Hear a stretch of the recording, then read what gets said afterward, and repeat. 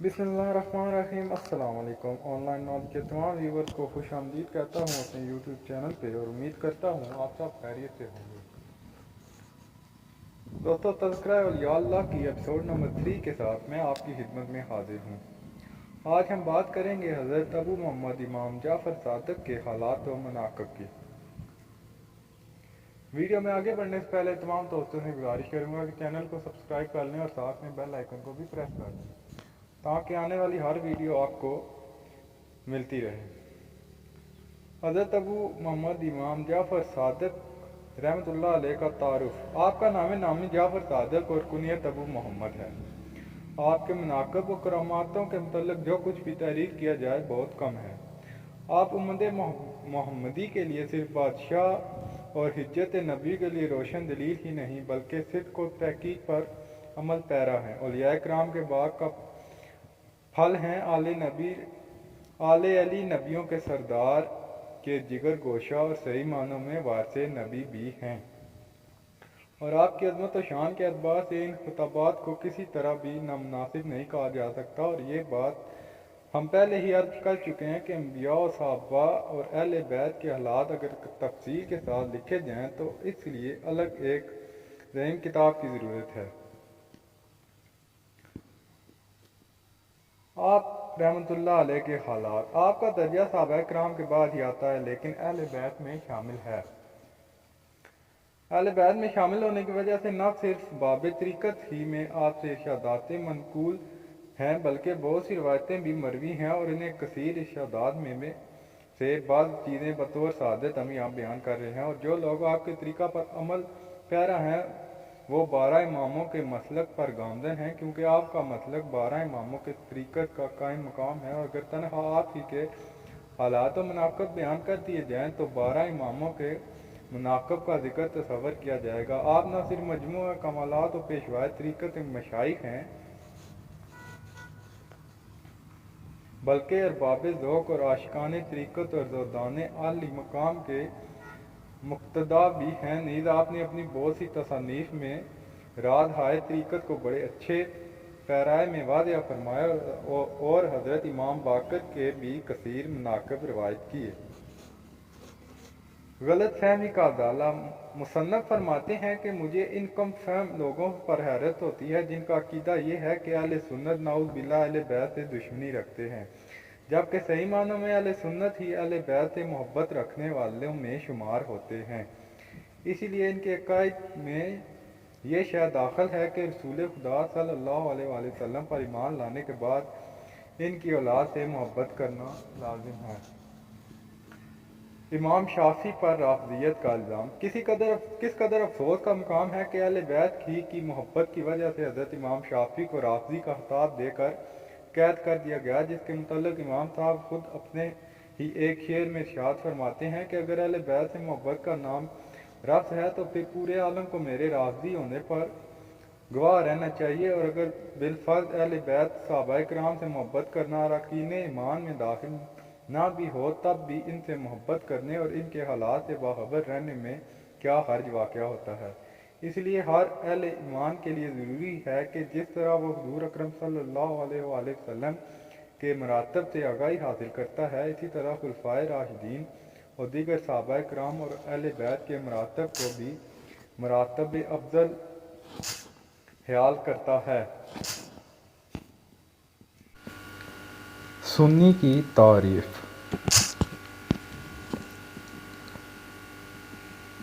सही मानों में इसी को सुन्नी कहा जाता है जो हुज़ूर अकरम सल्लल्लाहु अलैहि वसल्लम से रिश्ता रखने वालों में से किसी की फजीलियत का भी मुनकर ना हो। एक रवायत है कि किसी ने हज़रत इमाम अबू हनीफ़ा रहमतुल्लाह अलैह से दरियाफ़त किया कि नबी करीम सल्लल्लाहु अलैहि वसल्लम के मुतल्लिक़ीन में सबसे ज़्यादा अफ़ज़ल कौन है? फरमाया कि बेटियों में हज़रत फ़ातिमा ज़हरा रज़ियल्लाहु ताला अन्हा, बूढ़ों में सिद्दीक़ अकबर रज़ियल्लाहु ताला अन्हु और हज़रत उमर फ़ारूक रज़ियल्लाहु ताला अन्हु हैं, और जवानों में हज़रत उस्मान रज़ियल्लाहु ताला अन्हु और हज़रत अली रज़ियल्लाहु ताला अन्हु हैं, और अज़वाज मोहतरात में हज़रत आयशा सिद्दीक़ा रज़ियल्लाहु ताला अन्हा हैं। अज़मत औलिया का इज़हार। खलीफा मंसूर ने एक शब अपने बेटों को हुक्म दिया कि इमाम जाफ़र सादिक़ رحمۃ اللہ علیہ کو میرے روبرو پیش کرو تاکہ میں ان کو قتل کر دوں۔ وزیر نے عرض کیا کہ کیا دنیا کو خیر آباد کہہ کر جو شخص عدلت نشین ہو گیا اس کو قتل کرنا ناقرین مسلط نہیں؟ لیکن خلیفہ نے غضبناک ہو کر کہا کہ میرے حکم کی تعمیل تم پر ضروری ہے۔ چنانچہ مجبوراً جب وزیر امام جعفر صادق رحمۃ اللہ علیہ کو لینے چلا گیا تو منصور نے غلاموں کو ہدایت کر دی کہ جس وقت میں اپنے سر سے تاج اتاروں تم فی الفور امام جعفر صادق رحمۃ اللہ علیہ کو قتل کر دینا۔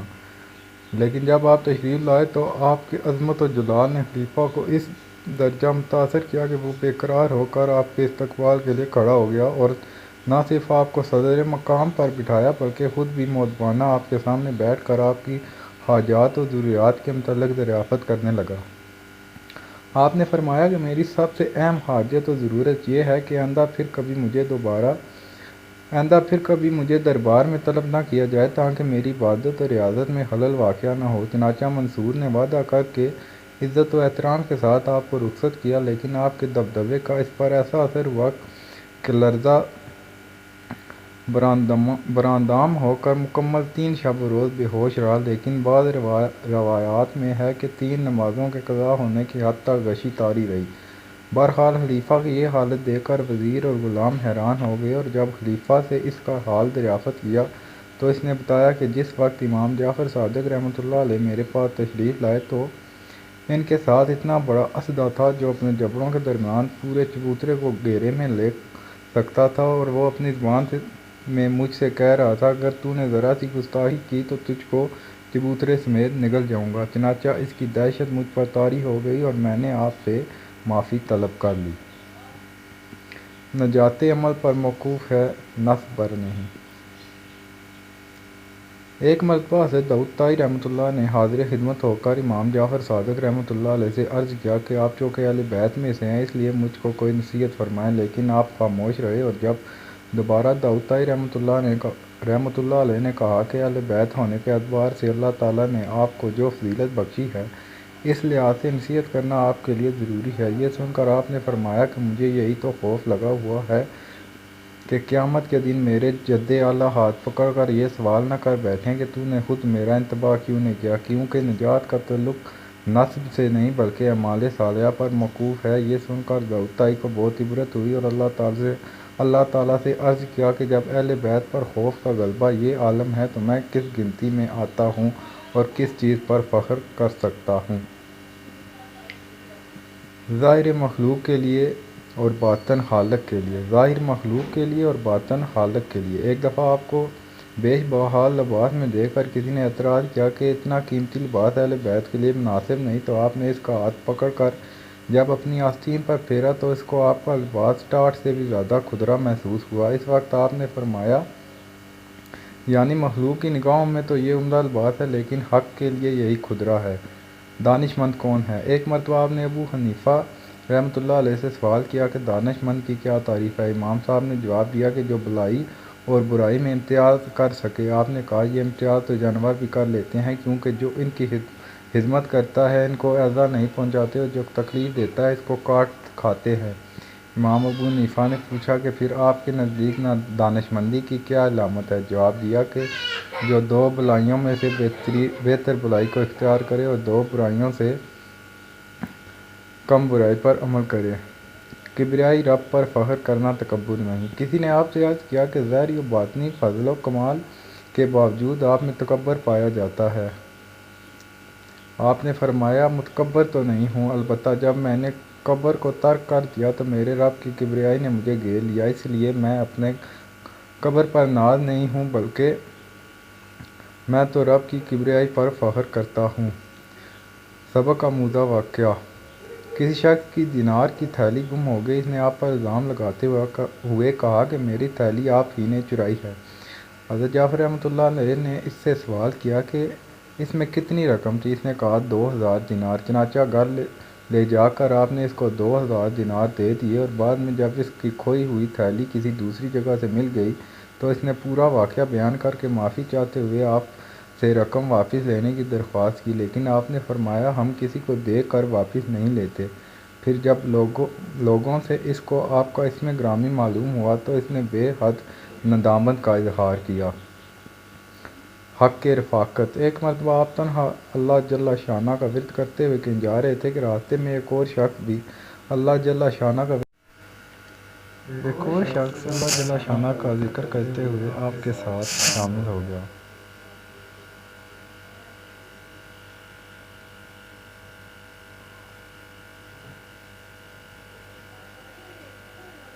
اس وقت آگ اس زبان سے نکلا کہ اللہ اس وقت میرے پاس کوئی بہتر لباس نہیں، چنانچہ یہ کہتے ہی غیب سے ایک بہت قیمتی لباس نمودار ہوا اور آپ نے زیب تن کر لیا۔ لیکن اس شخص نے جو آپ کے ساتھ لگا ہوا تھا عرض کیا کہ میں بھی تو اللہ جل شانہ کا ورد کرنے میں آپ کا شریک ہوں، لہٰذا آپ اپنا پرانا لباس مجھے عنایت فرما دیں۔ آپ نے لباس اتار کر اسی وقت اس کے حوالے کر دیا۔ طریقہ ہدایت۔ کسی نے آپ سے عرض کیا کہ مجھ کو اللہ تعالیٰ کا دیدار کروا دیجیے۔ آپ نے فرمایا کیا تجھ کو معلوم نہیں؟ حضرت موسیٰ علیہ السلام سے فرمایا گیا تھا کہ تو مجھے ہرگز نہیں دیکھ سکتا۔ اس نے عرض کیا کہ یہ تو مجھے بھی علم ہے، لیکن یہ تو امت محمدی ہے، جس میں ایک تو یہ کہتا ہے کہ رانی قلبی میرے قلب نے اپنے پروردگار کو دیکھا ہے، اور دوسرا یہ کہتا ہے کہ یعنی میں ایسے رب کی عبادت نہیں کرتا جو مجھ کو نظر نہیں آتا۔ یہ سن کر آپ نے حکم دیا کہ اس شخص کے ہاتھ پاؤں باندھ کر دریائے دجلہ میں ڈال دو۔ چنانچہ جب اس کو پانی میں ڈال دیا گیا اور پانی نے اس کو اوپر پھینکا تو اس نے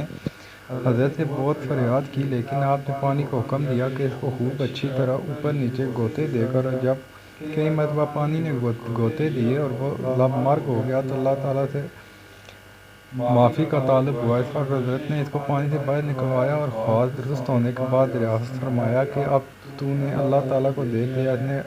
اس نے عرض کیا کہ جب تک میں دوسروں سے اعانت کا طلبگار رہا اس وقت تک تو میرے سامنے ایک حجاب سا تھا، لیکن جب اللہ تعالیٰ سے اعانت کا طالب ہوا تو میرے قلب میں ایک سوراخ نمودار ہوا اور پہلی سی بے قراری ختم ہو گئی۔ جیسا کہ باری تعالیٰ قول ہے، کون ہے جو حاجت مند کے پکارنے پر اس کا جواب دے۔ آپ نے فرمایا کہ جب تک تو نے صادق کو آواز دی اس وقت تک تو جھوٹا تھا، اور اب قلبی سوراخ کی حفاظت کرنا۔ ارشادات۔ فرمایا جو شخص یہ کہتا ہے کہ اللہ تعالیٰ کسی خاص شے پر موجود ہے یا کسی شے سے قائم ہے وہ کافر ہے۔ فرمایا کہ جس مصیبت سے قبل انسان میں خوف پیدا ہو وہ اگر توبہ کر لے تو اس کو اللہ تعالیٰ کا قرب حاصل ہوتا ہے، اور جس عبادت کی ابتدا میں مامون رہنا اور آخر میں خودبینی پیدا ہونا شروع ہو تو اس کا نتیجہ بعد الہی کی شکل میں نمودار ہوتا ہے، اور جو شخص عبادت پر فخر کرے وہ گناہگار ہے، اور جو مصیبت پر اظہار ندامت کرے وہ فرما بردار ہے۔ کسی نے آپ سے سوال کیا کہ صبر کرنے والے درویش اور شکر کرنے والے مالدار میں سے آپ کے نزدیک کون افضل ہے؟ آپ نے فرمایا کہ صبر کرنے والے درویش کو اس لیے فضیلت حاصل ہے کہ مالدار کو ہمہ اوقات اپنے مال کا تصور رہتا ہے اور درویش کو صرف اللہ تعالیٰ کا خیال۔ جیسا کہ اللہ تعالیٰ کا قول ہے کہ توبہ کرنے والے ہی عبادت گزار ہیں۔ آپ فرماتے ہیں کہ ذکر الہی کی تعریف یہ ہے کہ جس میں مشغول ہونے کے بعد دنیا کی ہر شے کو بھول جائے، کیونکہ اللہ تعالیٰ کی ذات ہر شے کا نعم البدل ہے۔ تفسیر کے سلسلے میں آپ کا قول ہے کہ اللہ تعالیٰ جس کو چاہتا ہے اپنی رحمت سے خاص کر لیتا ہے، یعنی تمام اسباب و وسائل ختم کر دیے جاتے ہیں تاکہ یہ بات واضح ہو جائے کہ عطاء الہی بلا واسطہ ہے نہ کہ بالواسطہ۔ فرمایا مومن کی تعریف یہ ہے کہ جو اپنے مولا کی اطاعت میں ہمہ مشغول رہے۔ فرمایا کہ صاحب کرامت وہ ہے جو اپنی ذات کے لیے نفس کو سرکشی سے آمادہ جنگ رکھے، کیونکہ نفس سے جنگ کرنا اللہ تعالیٰ تک رسائی کا سبب ہوتا ہے۔ فرمایا کہ اوصاف مقبولیت میں سے ایک وصف الہام بھی ہے، جو لوگ دلائل سے الہام کو بے بنیاد قرار دیتے ہیں وہ بد دین ہیں۔ فرمایا اللہ تعالیٰ اپنے بندے میں سے زیادہ پوشیدہ ہے جتنا کہ رات کی تاریکی میں سیاہ پتھر پر چیونٹی ریگتی ہے۔ فرمایا عشق الہی نہ تو اچھا ہے نہ برا۔ فرمایا کہ مجھ پر رموز حقیقت اس وقت منکشف ہوئے جب میں خود دیوانہ ہو گیا۔ فرمایا نیک بختی کی علامت یہ بھی ہے کہ عقل مند اور دشمن سے واسطہ پڑ جائے۔ فرمایا کہ اگر 5 لوگوں کی صحبت سے اجتناب کرنا چاہیے، اول جھوٹے سے کیونکہ اس کی صحبت فریب میں مبتلا کر دیتی ہے، دوم بیوقوف سے کیونکہ جس قدر وہ تمہاری منفعت چاہے گا اسی قدر نقصان پہنچے گا، سوم کنجوس سے کیونکہ اس کی صحبت سے بہترین وقت رائے گاہ ہو جاتا ہے، چارم بزدل سے کیونکہ یہ وقت پڑھنے پر ساتھ چھوڑ دیتا ہے، پنجم فاسق سے کیونکہ ایک مالک کے طمع میں کنارہ کش ہو کر مصیبت میں مبتلا کر دیتا ہے۔ فرمایا کہ اللہ تعالیٰ نے دنیا میں فردوس و جہنم کا نمونہ پیش کر دیا کیونکہ آسائش جنت ہے اور تکلیف جہنم، اور جنت کا صرف وہی حقدار ہے جو اپنے تمام امور اللہ تعالیٰ کے سپرد کر دے، اور دوزخ اس کا مقصد ہے جو اپنے امور نفس سے سرکش کے حوالے کر دے۔ فرمایا اگر دشمن کی صحبت سے اولیاء کرام کو در پہنچ سکتا تو فرعون سے آسیہ کو پہنچتا، اور اگر اولیاء کی صحبت سے دشمن کے لیے فائدہ مند ہوتی تو سب سے پہلے حضرت نوح اور حضرت ازواج کو فائدہ پہنچتا، لیکن قبر و سچ کے سوا اور کچھ بھی نہیں۔ دوستو یہ تھی ہماری آج کی ویڈیو۔ امید کرتا ہوں آپ سب کو پسند آئی ہوگی۔ اگر ویڈیو پسند آئی ہے تو چینل کو سبسکرائب کر لیں اور ساتھ میں بیل آئیکن کو بھی پریس کر لیں تاکہ آنے والی تمام ویڈیوز آپ تک پہنچی رہیں۔ اسی کے ساتھ میں آپ سے چاہوں گا اجازت۔ تذکرہ اولیاء اللہ کی ایپیسوڈ نمبر 4 کے ساتھ آپ کی خدمت میں دوبارہ حاضر ہوں گے۔ تب تک کے لیے اللہ حافظ۔